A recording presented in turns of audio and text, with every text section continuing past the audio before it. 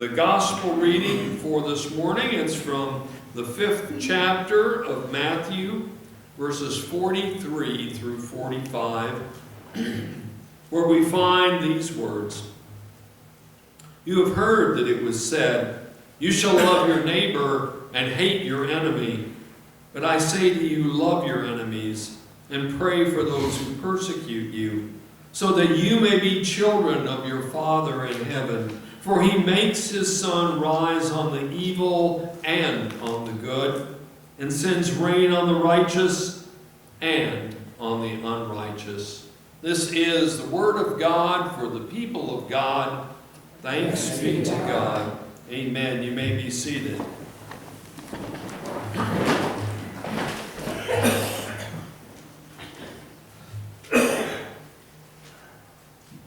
Well, for the last 4 weeks, I've been talking about, and we've been looking together at the top 5 questions that people said they'd ask if they could sit down face to face with Jesus. And so, this morning, we're going to look at the number 1 most asked question, and it's no wonder that that is the most asked question. There have been books written about why bad things happen. Theologians call it the problem of theodicy, or the problem of evil. The question was, in fact, asked in a lot of different ways.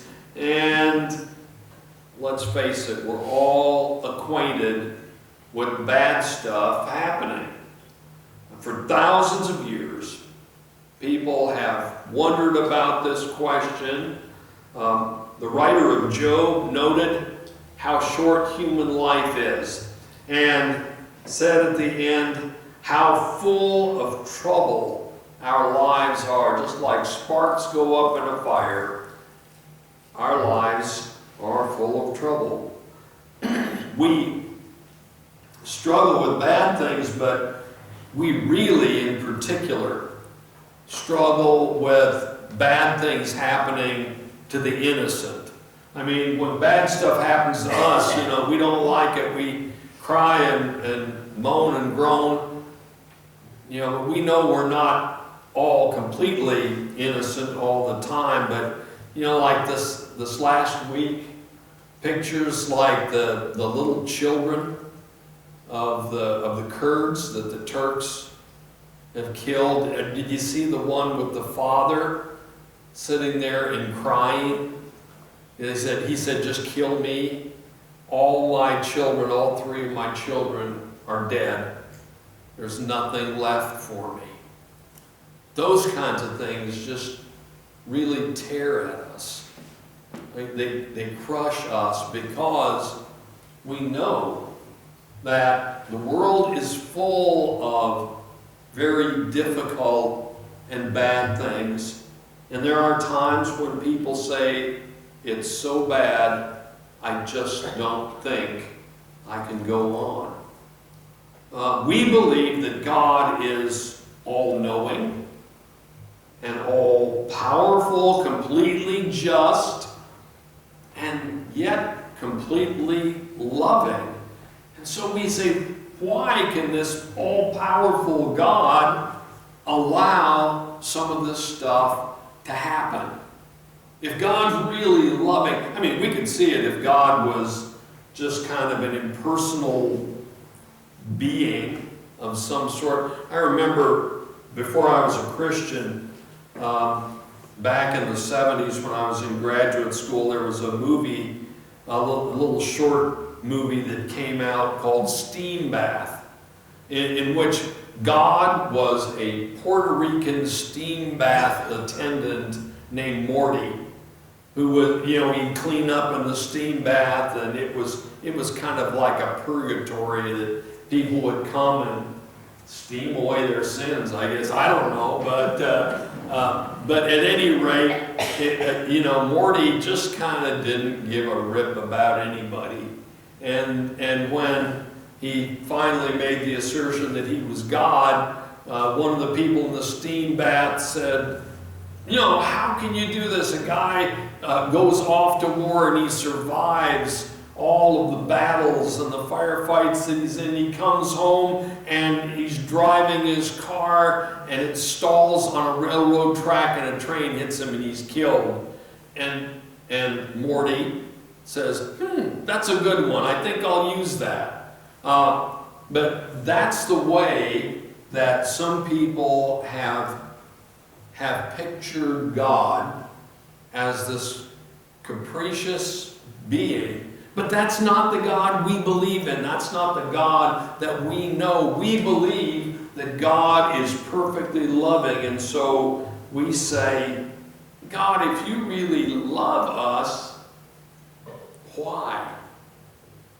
Well, the question is so big and so complex that I'm going to have to split it into two parts. So you get 2 weeks worth of this stuff, 2 for the price of 1. Hey, isn't it great? So at any, well, maybe not so much. Some of you were sort of okay at any rate. But next week I plan to talk about how we react, what God calls us to do when bad things do happen. But the whole question of why bad things happen, when our boys were little, our oldest one used to like to debate things, right? Any of you have kids that used to like to debate or ask tough questions? And his question to me was, well, why did God make evil in the first place? And that question, again, is one of those that gets talked about a lot. But in the beginning, after the 6 days of creation, we see in Genesis that it says God saw everything that he had made, and indeed it was very good. There was no evil in creation at all. God did not intend bad things to happen in the original plan of creation.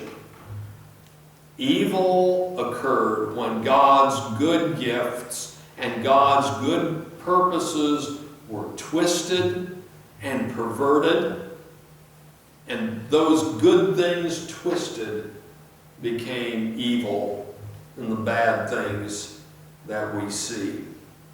But it's not God's idea. They were not part of creation originally, but they're things we're all familiar with. Let's look at some of the categories of things that we look at and say, those are bad things. I'll use bad things and evil kind of interchangeably here. So if you're not satisfied with that laxness, I'm sorry. You can email me at any rate, okay. Well, at any rate, some of the bad things that happen, natural disasters. A woman sees on the news that here recently a huge tsunami came and swept away hundreds of people, and she asked, how can people believe that there is a God, or believe that there's a good God, when they see things like that happen? Natural disasters. Diseases are another thing. A young mother holds her 2 kids because her husband has just died after battling cancer for years. It has basically bankrupted the family, and she asks why God did that to her.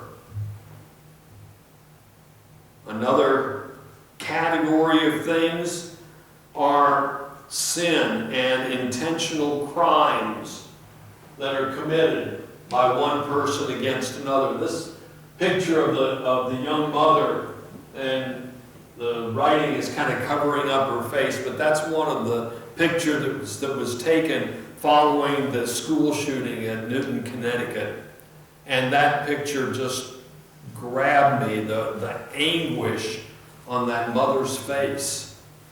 And we wonder what would lead someone to go and just start shooting defenseless, innocent little children.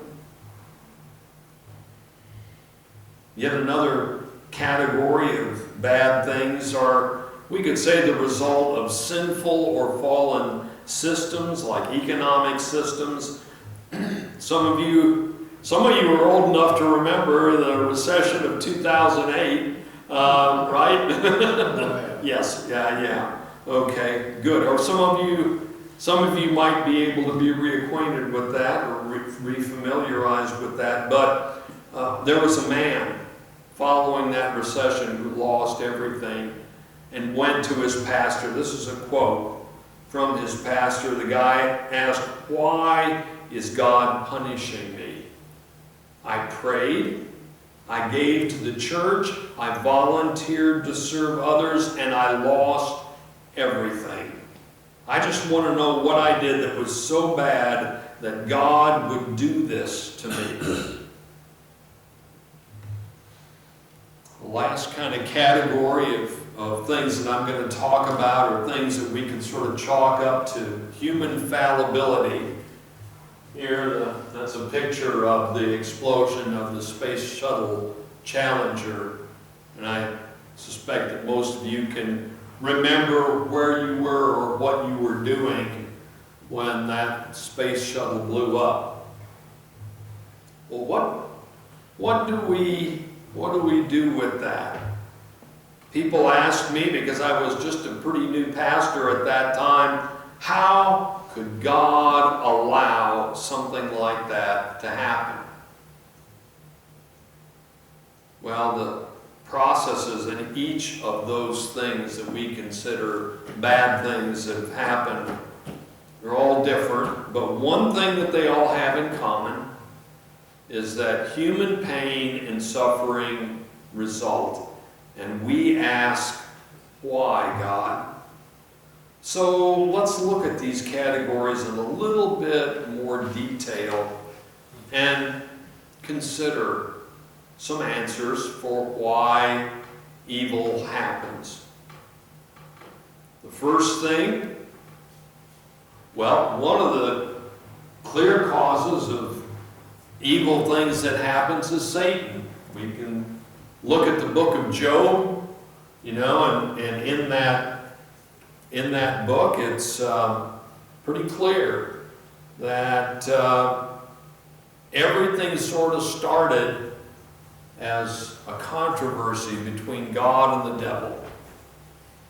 And, because God said, "Have you considered my servant Job? There's nobody like him. He's upright. This guy always does the right thing." And Satan said, "Ha, that's what you think, God. Just let me at him, let me get him, and he's going to curse you to your face." God said, "I don't think so, but okay, have a shot at it." Yeah, I'm paraphrasing, right? Loose paraphrase. Have a shot at him, but one thing, don't kill him.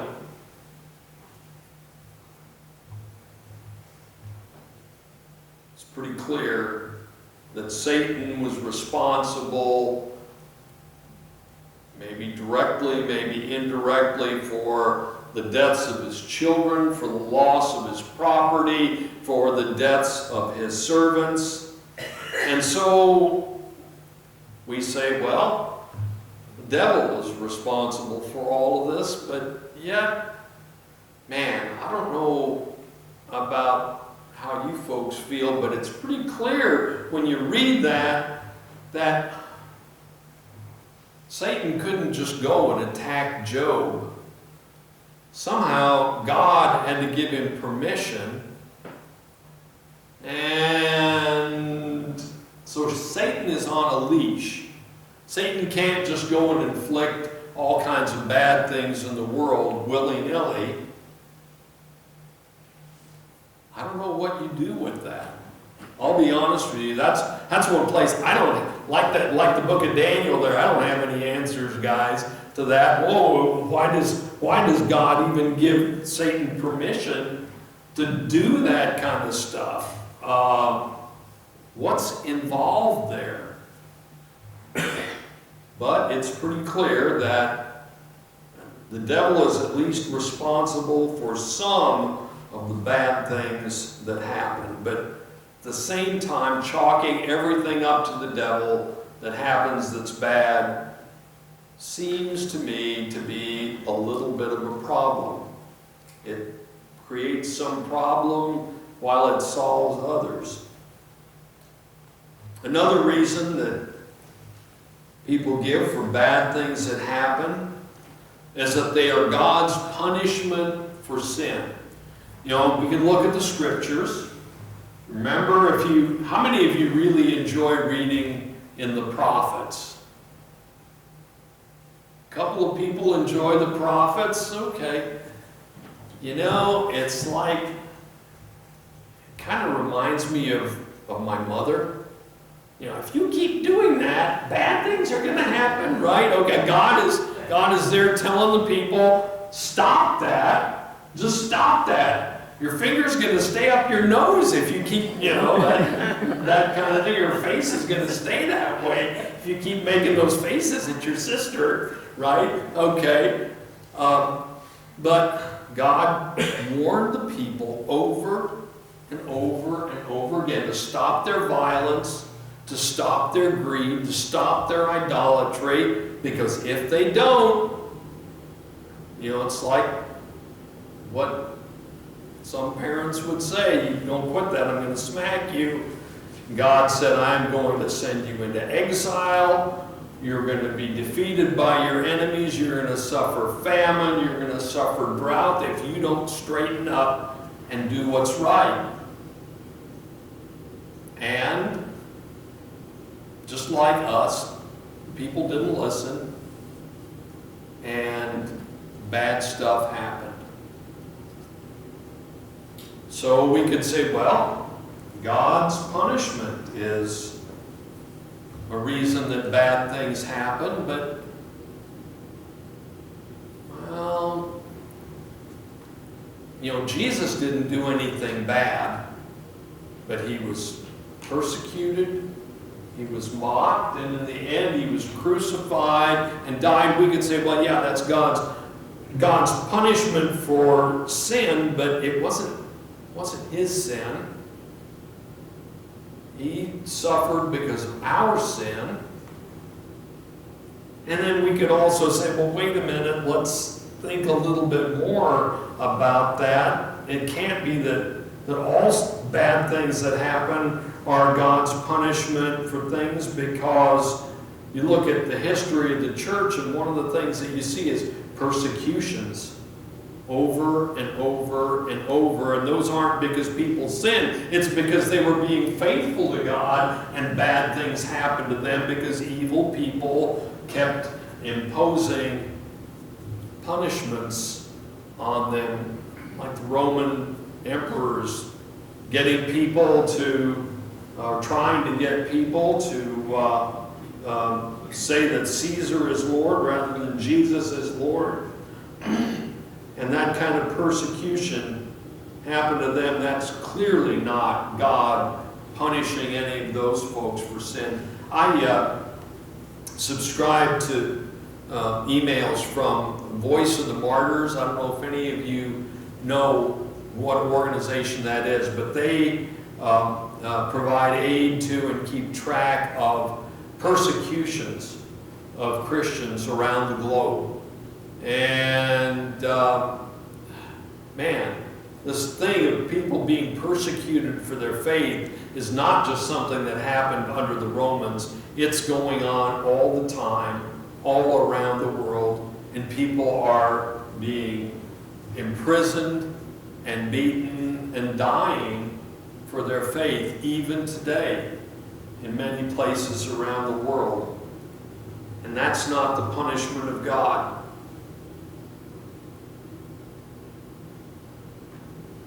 One other reason that some folks give for why bad things happen, or one way they explain it, is by saying, well, you know, after all, everything happens for a reason. We may not understand it, but God causes all of these things.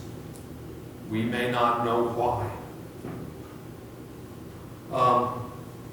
It's God's will. You ever heard that as an explanation? One of the most painful ways that I've seen that used was in a church that I served.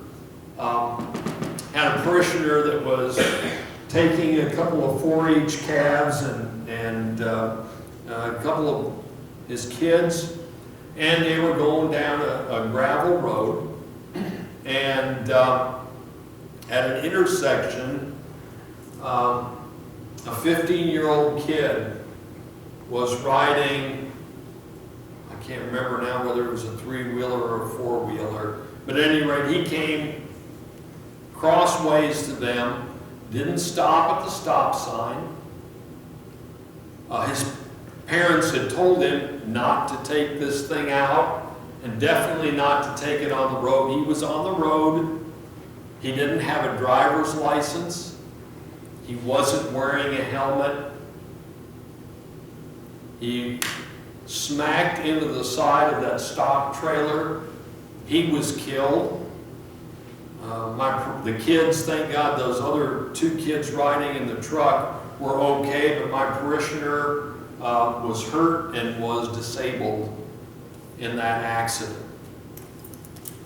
And at the funeral, the kid's pastor, I wasn't his pastor, the kid's pastor said that it was God's will for him to die.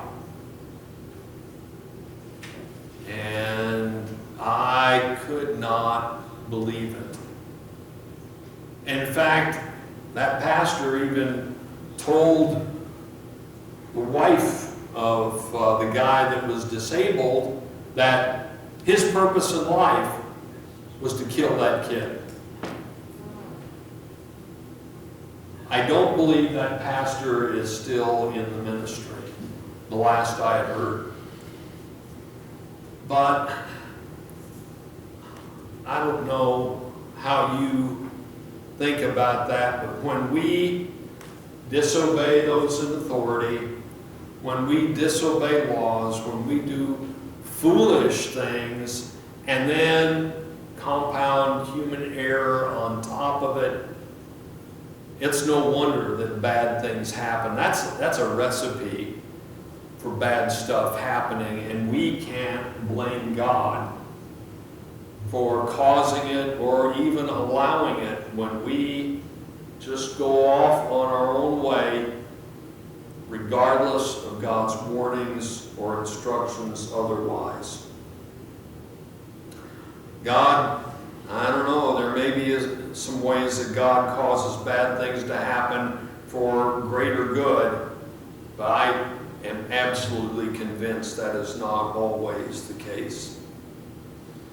Some people have taught that God causes bad things to happen to build character in us, to test us, right?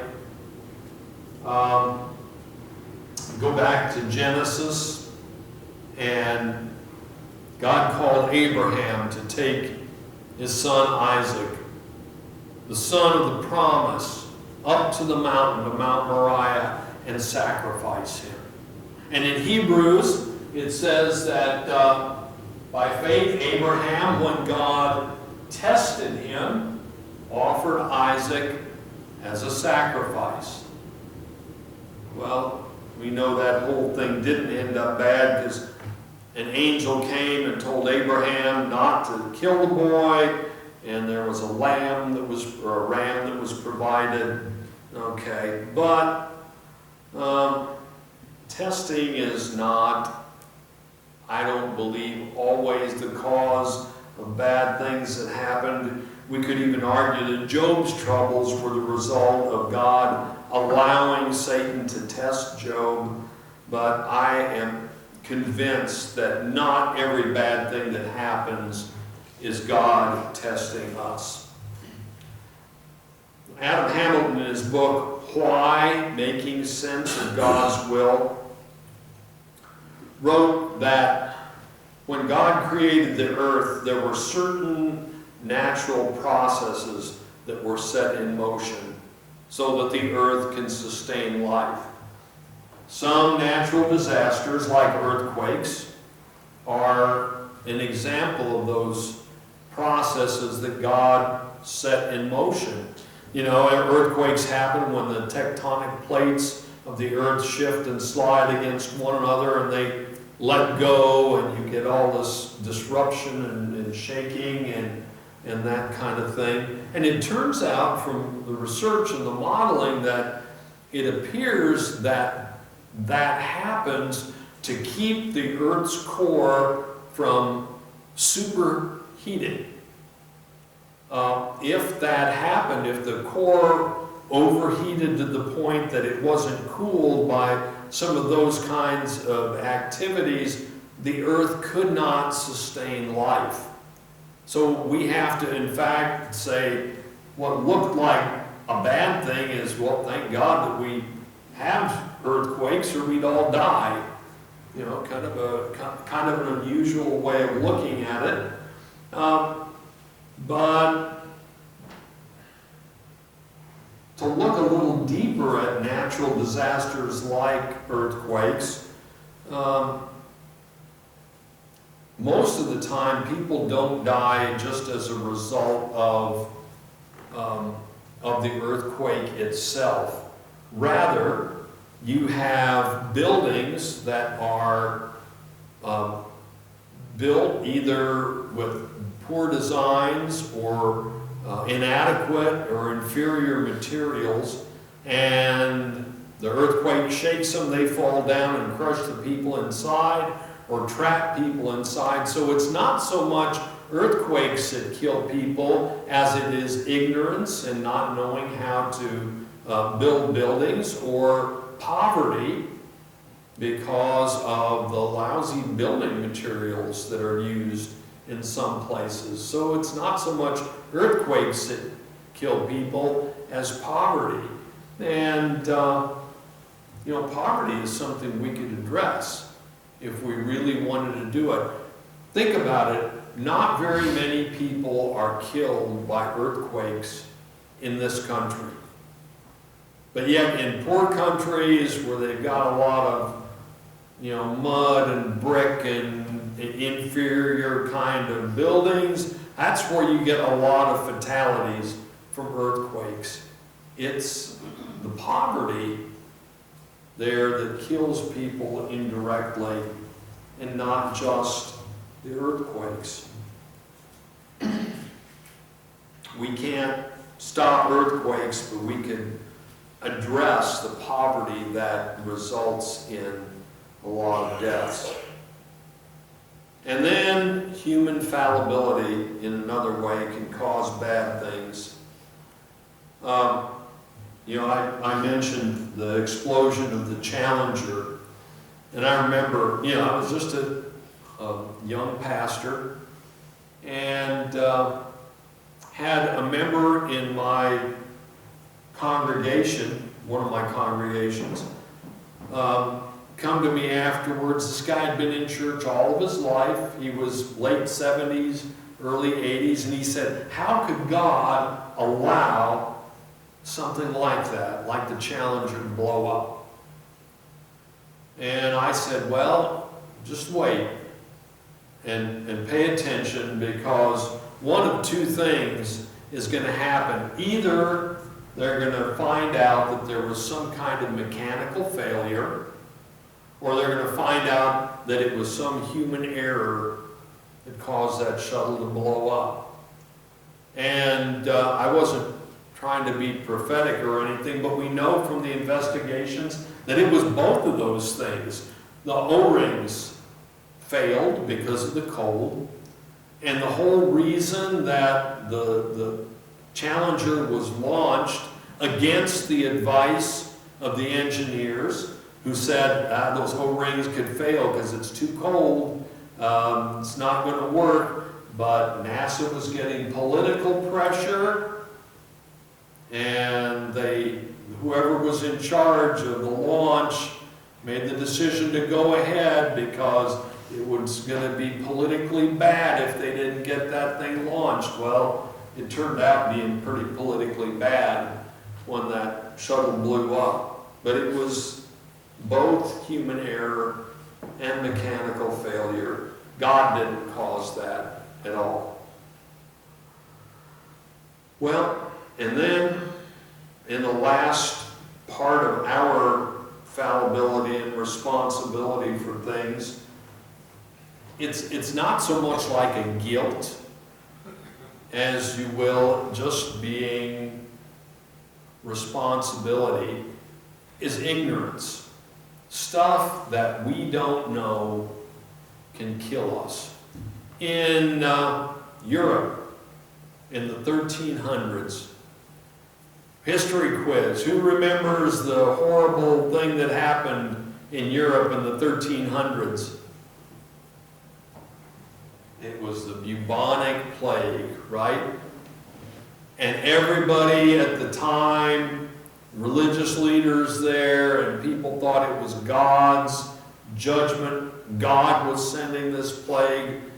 But it was really an infection caused by flea bites, fleas that infested the rats, and if people had known to prevent the fleas, get the fleas out of their homes, kill the rats, get those out, it might have dramatically reduced the numbers of deaths from the bubonic plague.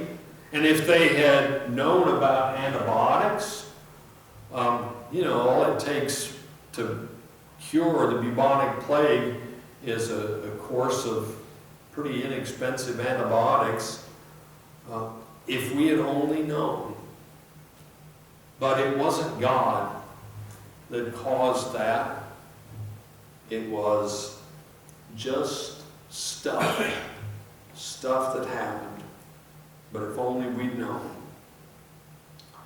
Well, God gets blamed for all kinds of bad things that happen. And there's no easy answer for why they do happen. But when we lack knowledge, when we won't share resources, when we make foolish mistakes, when we make wrong choices, or when we or others rebel against God and sin against one another, bad things happen and suffering occurs. Those aren't God's doing or God's fault. And blaming God only keeps us from drawing close to God, who is the one who could comfort us, who could help us, who could inspire us when those bad things happen. Because we understand that God is totally good and totally loving. When we draw near to God, we can get on with loving God and loving our neighbor, even if bad things happen, maybe even more so when we do it to the glory of God. So thanks be to God for God's goodness, even in the midst of bad things. And have any of you ever heard of Merlin Carothers or read any of his books? Books like Prison to Praise. He was, as a young man, well, he was kind of a shyster, let me just put it that way.